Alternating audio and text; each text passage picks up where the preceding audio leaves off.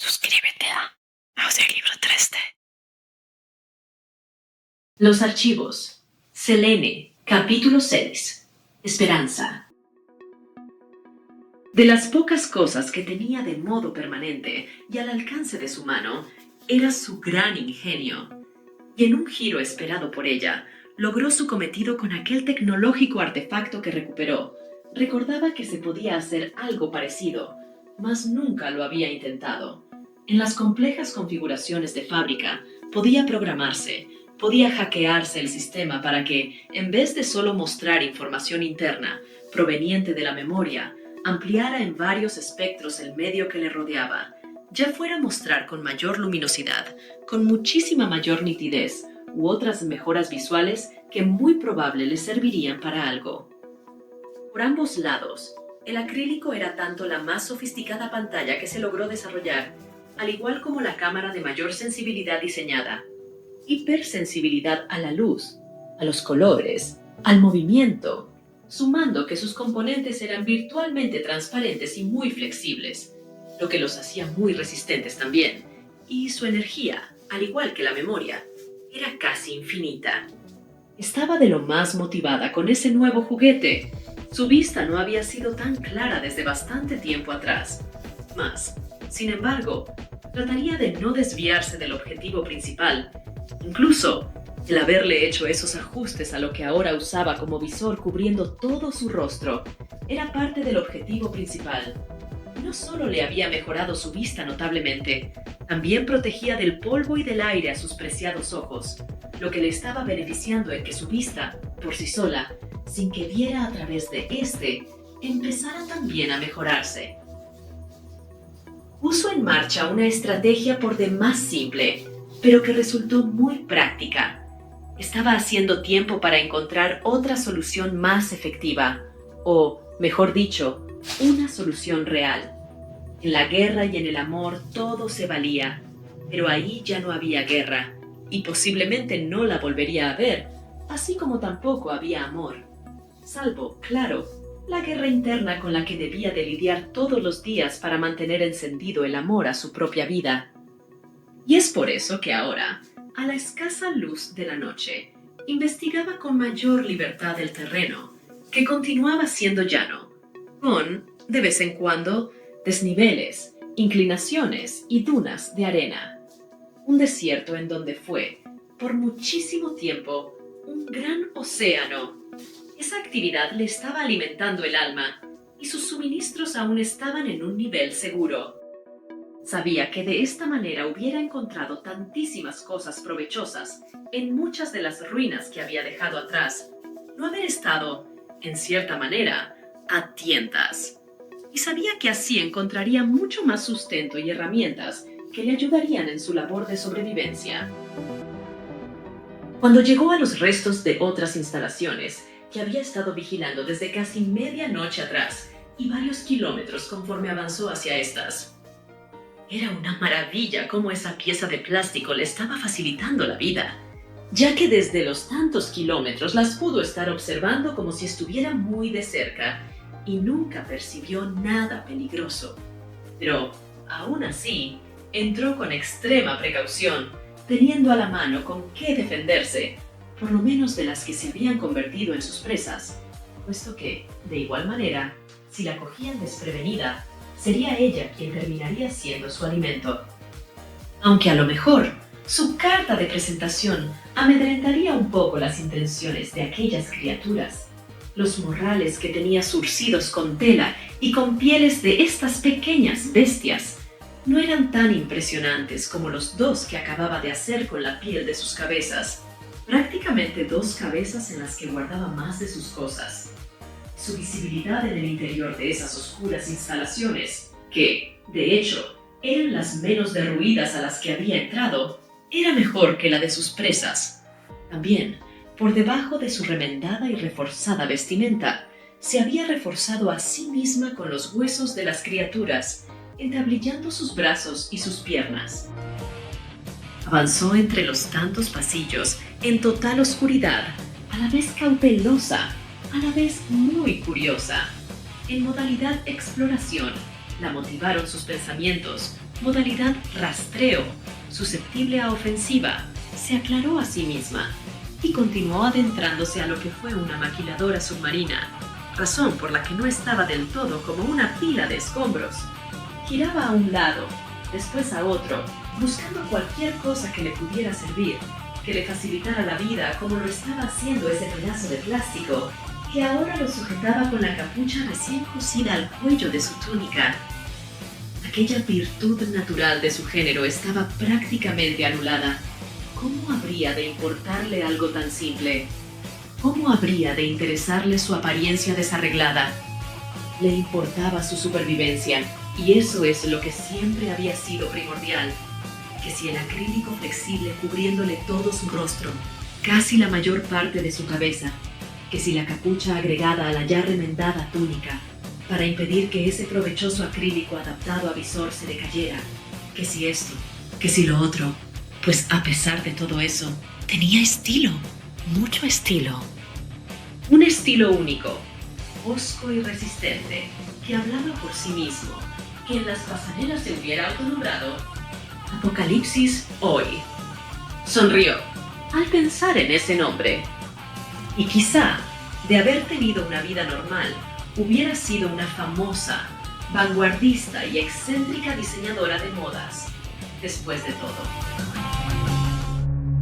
Antes de doblar en una esquina, sintió comezón en sus ojos y rápido se levantó el visor, se los frotó con ambos puños y de inmediato volvió a acomodarse el visor y un deforme monstruito le saltó desde una estantería, dándole un maldito susto.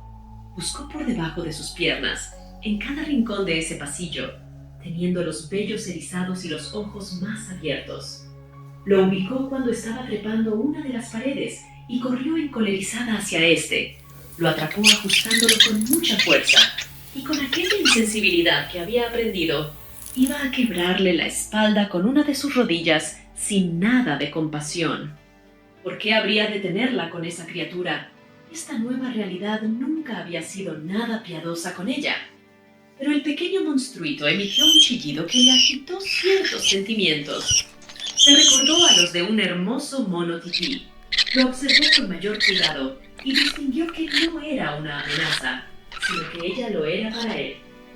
El desconocido animalito intentó liberarse, chillando de esa manera tan tierna, y aunque ella no lo soltó, dejó de ajustarlo con aquella crueldad.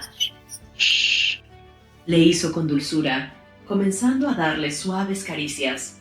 Luego de unos segundos, se dio cuenta que la miraba con mucha desconfianza hacia los morrales cabeza y distinguió que ese era su principal miedo. Posiblemente ellos eran su depredador. Los dejó fuera de la vista de él con una de sus manos, pero al alcance de ella.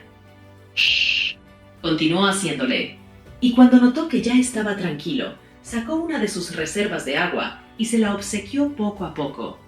«Shh», le hacía de vez en cuando y lo tocaba con suavidad. Sí que me has dado un buen susto. Bonito.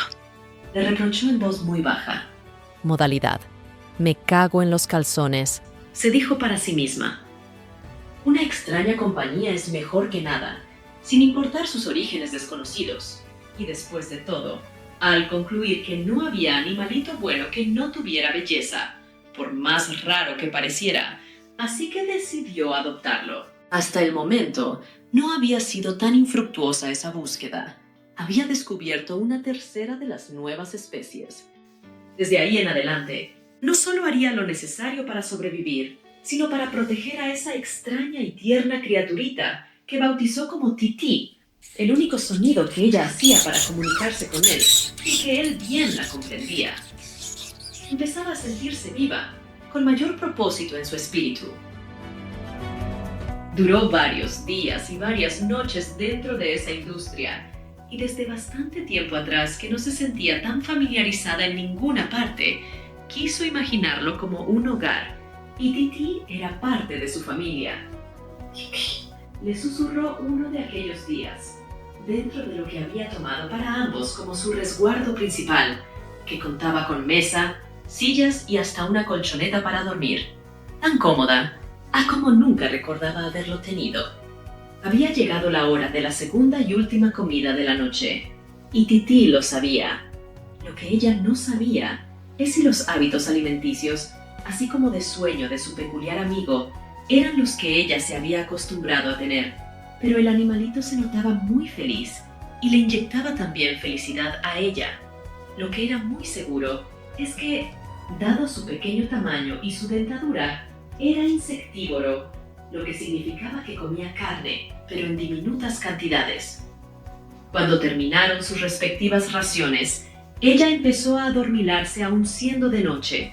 Recargó los codos sobre la mesa y apoyó su rostro cubierto con el acrílico en las palmas de las manos.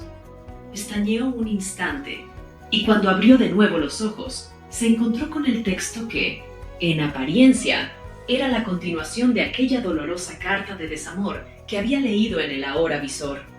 Y entonces, comprendió que aquello no había sido lo último que se escribió. Probablemente su anterior propietario estaba haciendo un recuento de su situación y fue ahí en donde se quedó visualizando. Solo porque no quería dormirse, empezó a leer sus primeras líneas. Las lágrimas se le desbordaron cuando ya había leído más de una página. Había dicho que por lo menos las primeras líneas, y ya llevaba casi la mitad. Y es que ahora no solo deseó su amor, sino que se enamoró de él, y no le importó imaginarse que incluso fuera alguien mayor que ella hasta por 30 años, pues sintió enamorarse intensamente de él, al igual como tantas mujeres lo hicieron con los actores de telenovelas. Pero él, aún más inalcanzable que aquellos en esa época, pues ya no existían hombres como él en el mundo. Todos habían muerto. O quién sabe cuántas personas continuaban con vida, aparte de ella. Un ataque de ansiedad la conectó de nuevo a la cruda realidad y dejó de leer.